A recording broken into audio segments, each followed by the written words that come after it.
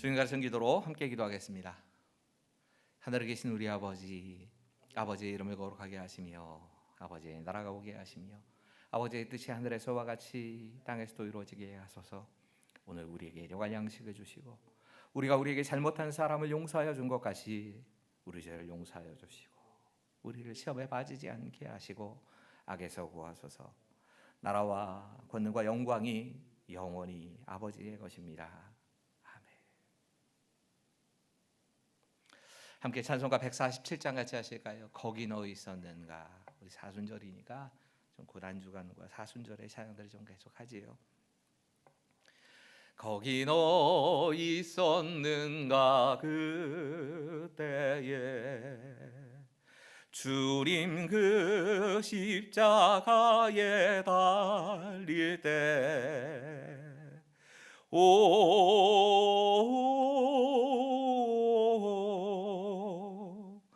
때로 그 일로 나는 떨려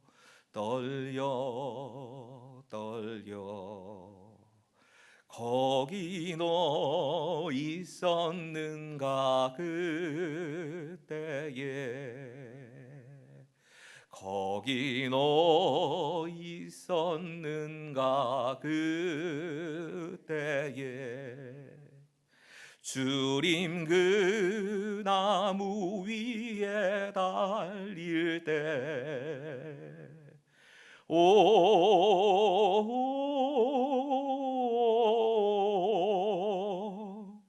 때로 그 일로 나는 떨려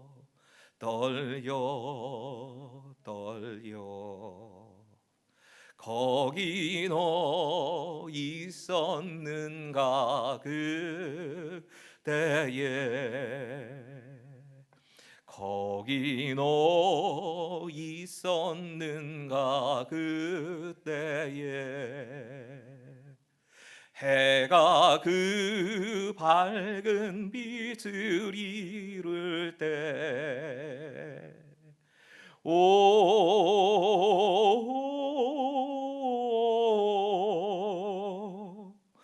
때로 그 일로 나는 떨려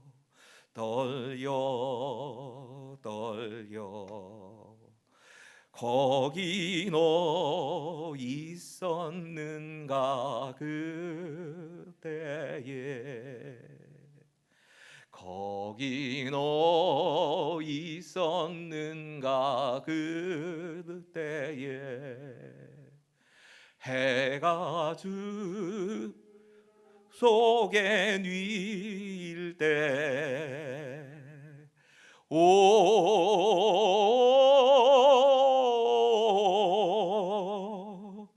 때로 그 일로 나는 떨려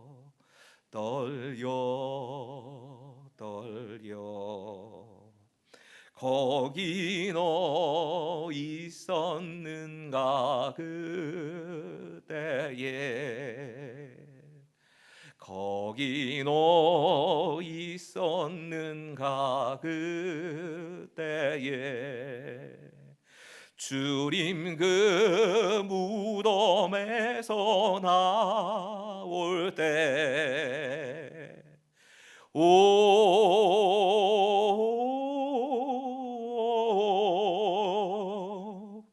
때로 그 일로 주께 영광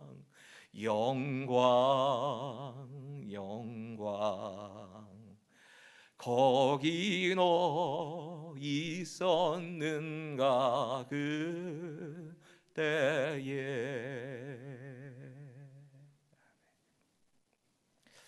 출애굽기 30장 7절과 8절 두 절의 말씀입니다. 출애굽기 30장 7절과 8절의 말씀을 같이 읽겠습니다. 같이 읽지요. 시작. 아론이 아침마다 그 위에 향기로운 향을 사르되 등불을 손질할 때에 살을 찌며 또 저녁 때 등불을 켤 때에 살을 찌니 이 향은 너희가 대대로 여호와 앞에 끊지 못할지며. 아멘. 이 제사장의 제도가 완전히 완비되고 나서 이 성막이나 성전에서 일하는 제사장들이 가문에 따라서 24개의 반차, 24 가문에 따라서 순서가 돌아가는 겁니다. 그래서 나누어서 순서에 따라 일을 감당하게 됩니다. 성전 뜰에서 봉사하는 사람도 있고요. 그 뜰 안에서 봉사하는 사람들도 성물에 대해서 정결하게 하는 일, 이 일을 위해서 봉사하는 사람도 있고, 진설병이나 고운 가루나 뭐 이런 것들에 대해서 준비하는 사람도 있고요. 가지고 오면 냄비에 지지고 또 반죽을 하는 사람, 또 저울과 자를 가지고 재보는 사람도 있습니다. 안식일과 초하루가 되면 그 절기를 준비하는 직무를 가진 사람이 또 따로 있었답니다. 심부름꾼 역할하는 사람도 있고요. 번제에 불 때우는 사람, 이것도 담당하는 사람이 따로 있더라고요. 등대에 불을 켜는 사람, 분향단에 불을 사르는 사람, 이런 사람들이 다 나눠지게 됩니다. 이렇게 14가지 정도로 나눠진답니다. 일이 굉장히 생각보다 세분화해서 일을 하지 혼자 다 하는 게 아닙니다. 이렇게 일을 나누어서 일을 하다 보면 어떤 제사장들은 이것, 어떤 제사장들은 저것, 이렇게 조그맣게 작은 일들만 감당할 수밖에 없게 될 겁니다. 다윗의 시대에 가면 다윗의 시대가 아마 제일 많았을 때 같기는 한데 제사장의 수가 24,000명이 됩니다. 그러니까 하루에 분향을 하는데 필요한 요 2명, 지금 여기 지금 분향단만 얘기가 나오고 있는데 이 분향을 맡는 사람은 2명밖에 안 맡습니다. 아침 저녁으로 이 사람을 제외하고 나머지는 다른 일들을 다 같이 나눠서 해야 되는 겁니다. 보통 이 1년에 이 제사장들 가운데 제일 귀한 일이라고 생각했던 게 이 분향단을 맡아서 분향단에 향을 올리는 일을 제일 귀하게 생각했답니다. 1년에 그래봐야 365일 아침 저녁해서 뭐 700번 좀 넘게겠지요. 이 700명의 사람들밖에 이 일에 못 참석하는 겁니다. 24,000명 가운데 24,000명 가운데 순서를 따라서 계속 하다 보니까 제일 귀하게 생각하는 그 분향단에 한번 나가서 분향을 할 수 있는, 우리로 말하자면 기도하는 이 일을 맡는 게 순서 따라 대충 세보면 34년마다 한 번씩 돌아옵니다. 이거 얼마나 귀한 일이겠습니까? 이걸 왜 더 귀한 일이라고 생각했냐면 이 분향단에서 하나님께 향을 이렇게 올리는 이 일을 감당하고 나면 제사장들이 그렇게 응답을 많이 받았답니다. 그 일을 통해서 정말 하나님이 살아계시는 걸 많이 맛봤기 때문에 이 일을 제일 중요하게 생각을 한 겁니다. 신약 시대에도 이 분향하는 장면이 나옵니다. 누가복음에 나옵니다. 누가복음 1장에 세례 요한의 아버지인 사가랴가 24개의 반차 가운데 그때 바로 자기가 그 일을 맡게 되어서 이 분향을 하는 장면이 이렇게 기록이 됩니다. 누가복음 1장 8절부터 11절 제가 읽습니다. 마침 사가랴가 그 반열에 차례대로 하나님 앞에서 제사장의 직무를 행할세 제사장의 전례를 따라 제비를 뽑아, 그냥 하는 거 아닙니다. 또 제비 뽑아야 됩니다. 주의 성전에 들어가 분향하고, 이 진짜 귀한 일을 감당하게 된 겁니다. 모든 백성은 그 분향하는 시간에 밖에서 기도하더니, 여러분 분향하는 것과 기도하는 것이 늘 같이 이렇게 이루어지는 겁니다. 진짜 하나님 앞에 직접 나가서 분향을 하는 사람은 제사장 혼자지만 그 시간에 밖에서 백성들은 기도를 하고 있는 겁니다. 주의 사자가 그에게 나타나 향단 우편에 선지라. 실제로 사가랴도 이 향단 우편에 서 있는 이 주의 사자를 만나고 어떻게 됩니까? 세례 요한을 낳는 겁니다. 진짜 응답이 되는 겁니다. 암흑의 시대를 끝내고 이제 빛을 가져올 그 사람, 주의 길을 예비하는 그 사람 세례 요한이 이렇게 탄생하게 되는 겁니다. 나이가 많아서 사가랴가 아들 낳으려고 생각하지도 못했는데 하나님 앞에서 분향하는 그 시간에, 밖에서는 기도하고 있고 자기는 하나님 앞에 직접 나가서 분향을 하며 기도하는 그 시간에 이 일이 벌어졌다는 겁니다. 이 분향단에 대해서 다루면서 꼭 한 번은 우리가 분향을 한다는 게 제사장이라고만 자꾸 생각을 하기 때문에 종종 놓치는 한 가지 부분이 있다는 생각이 자꾸 들었습니다. 이 이야기를 좀 같이 해야 되겠다는 생각을 오늘 성경 이 말씀과 함께 다른 말씀도 좀 같이 보면서 묵상을 해보려고 합니다. 여러분, 분향을 하는 의무를 담당하는 사람은 제사장만 하는 것이 아니라 대제사장도 합니다.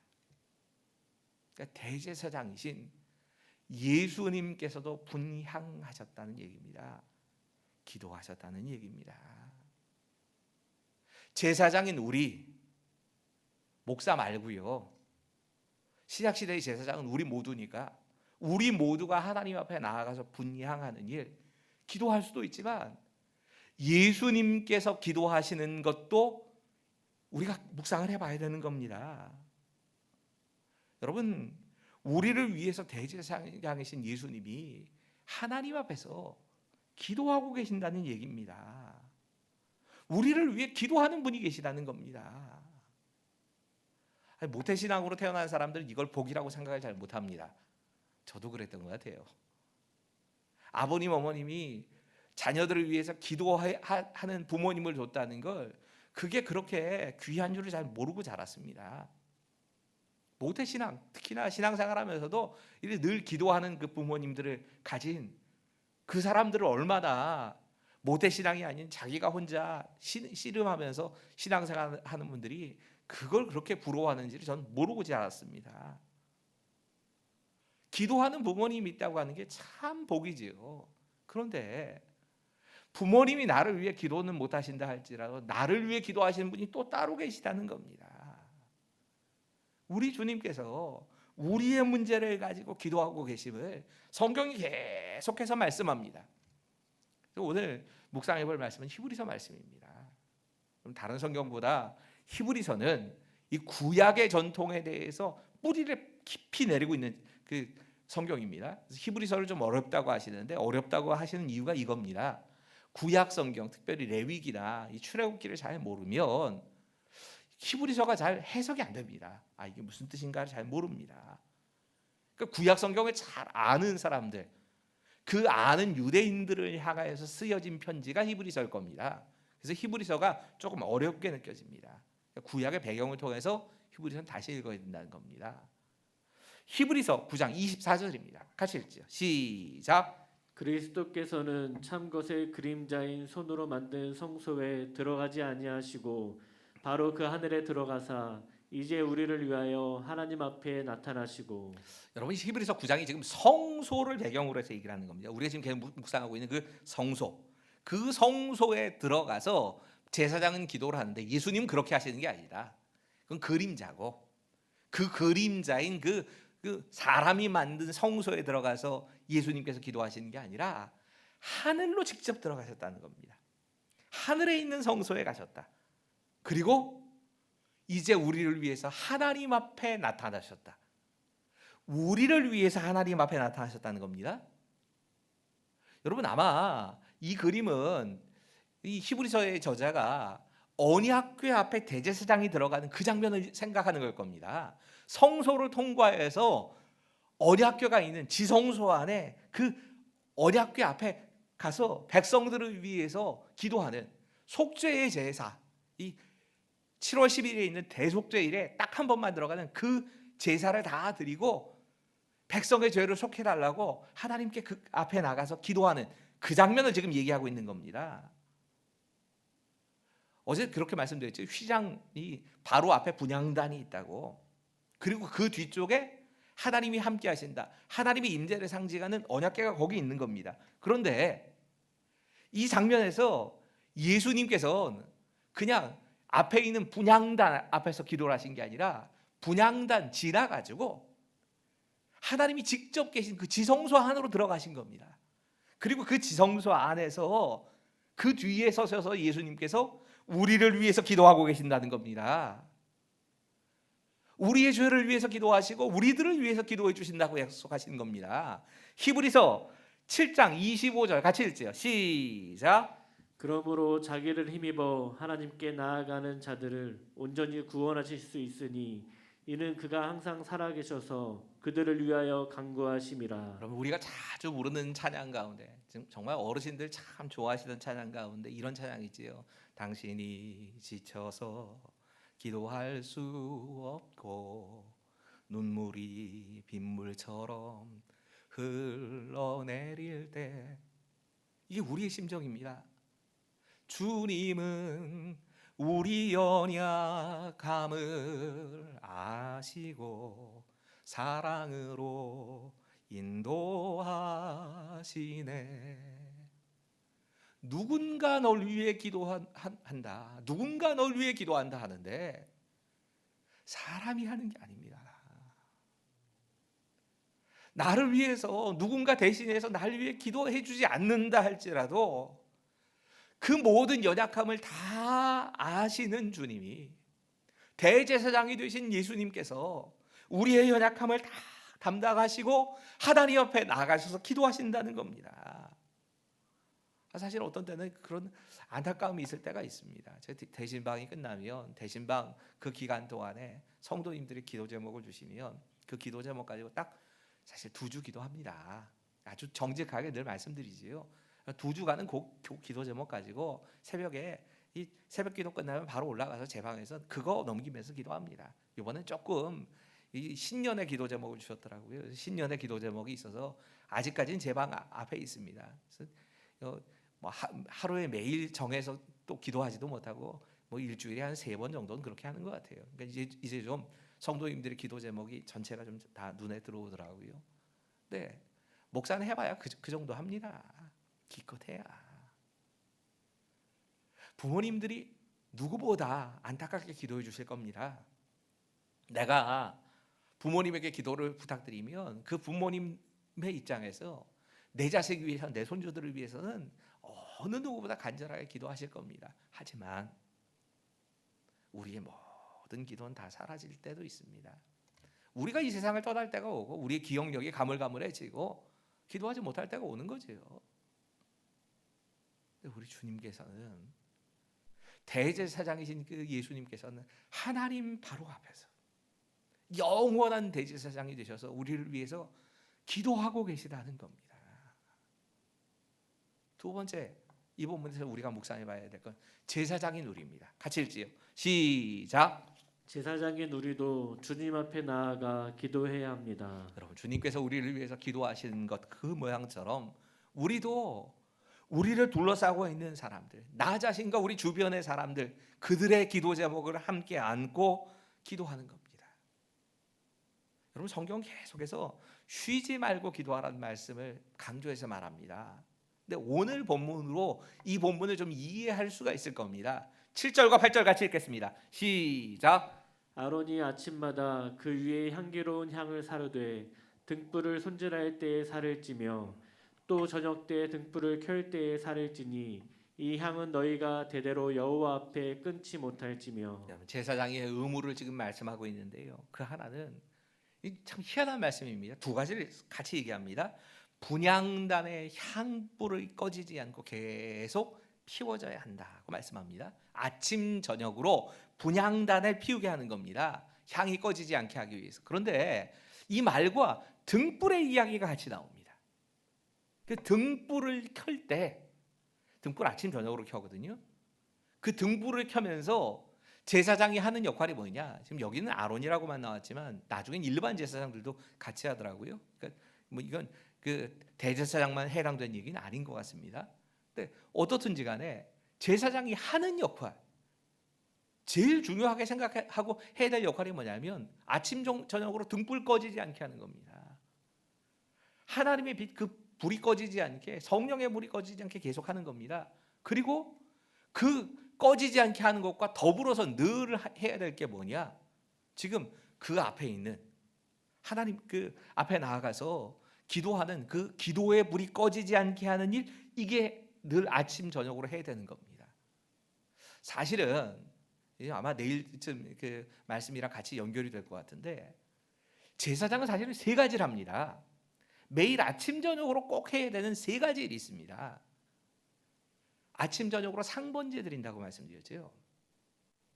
일상적으로 늘 드리는 예배와 번제가 있는 겁니다. 아침 저녁으로 그거 합니다.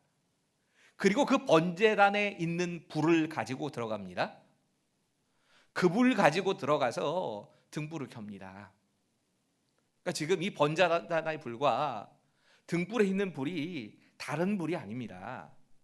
이 불이 아닌 다른 불을 들고 들어갔다가 아론의 두 아들들이 죽는 거거든요. 번제단에 피워진 그 불 가지고 들어가서 등불 켭니다. 등불 켜고 나서 그 다음에 해야 될 게 뭐냐? 향을 피우는 겁니다. 여러분, 이게 기도라고 생각해 보십시오. 아침 저녁으로 우리가 하나님 앞에 나아가서 늘 기도하는 겁니다. 이렇게 늘 끊임없이 그냥 하루 일과 시작하기 전에 기도하고, 하루 일과 맞춰지면 또 기도하고, 기도로 시작하고 기도로 닫고, 이렇게 하루 일과를 보내라고 말씀하는 겁니다. 그리고 그 기도가 어떻게 되어야 되느냐? 우리 자손들에게까지 계속 되어져야 한다는 겁니다. 하나님 앞에서 끊어지지 못하게 하라고. 대대로 끊어지지 못하게 하라. 하나님이 이렇게 말씀하고 계시는 겁니다. 말씀 준비하는데 이전에 책에서 읽었던 한 장면이 생각이 났습니다. 이게 정확하게 어떤 책이었는지 이제 기억이 안 나더라고요. 두 명의 알코올 중독자 가운데 한 사람의 어머니가 늘 아들을 위해서, 아들의 술도 좀 끊고 술의 마수에서 좀 벗어나고 하나님의 자녀로 돌아오게 해달라고 늘 기도하는 어머니를 가진 이 술주정뱅이가 있었답니다.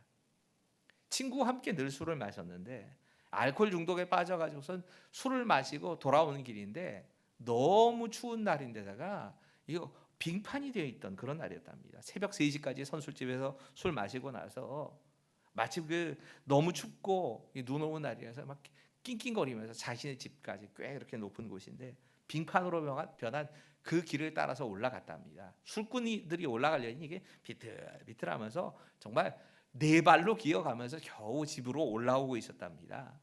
근데 그 두터운 얼음에 미끌미끌하면서 한 친구가 늘 자기 어머니가 친구의 어머니가 친구를 위해서 기도한다는 사실을 알고 있던 그 친구가 농담을 한 겁니다. 야, 너희 어머니 오늘은 안 올라오시겠지? 설마 오늘 같은 날 기도하려고 가겠냐? 그러고 농담을 했답니다. 에이, 그러겠지. 설마.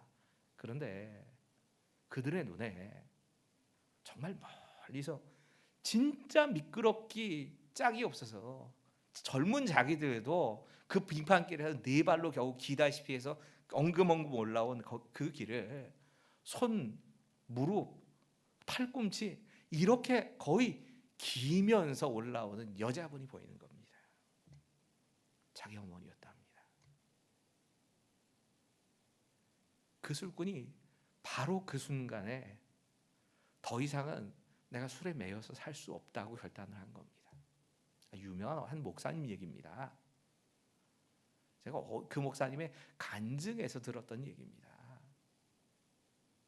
여러분, 우리가 어쩌면 우리를 위해서 진짜 어떤 형편에서든지 우리를 위해 기도해 주시는 주님의 기도 때문에 우리가 이렇게 바뀐 겁니다. 그 예수님의 십자가만이 아닙니다. 날마다 우리를 위해 간구하시는 대제사장이 되셔서 우리를 위해서 간구하시는 그 기도가 끊어지지 않아서 우리가 변한 것이고, 그런 기도의 빛이 우리에게 있다면 우리도 우리의 자녀들을 위해서 포기하지 않고 기도하는 겁니다. 그래서 하나님께서 그들을 변화시켜 주시기를 구하는 겁니다. 오늘 다른 기도 다 그만두고요, 진짜 이거 기도하죠. 가정을 위해 기도합시다. 우리 자녀들의 믿음을 위해서 좀 기도합시다. 우리 다음 세대를 위해서 우리 함께 좀 기도합시다. 함께 기도하겠습니다. 아버지 하나님 앞에서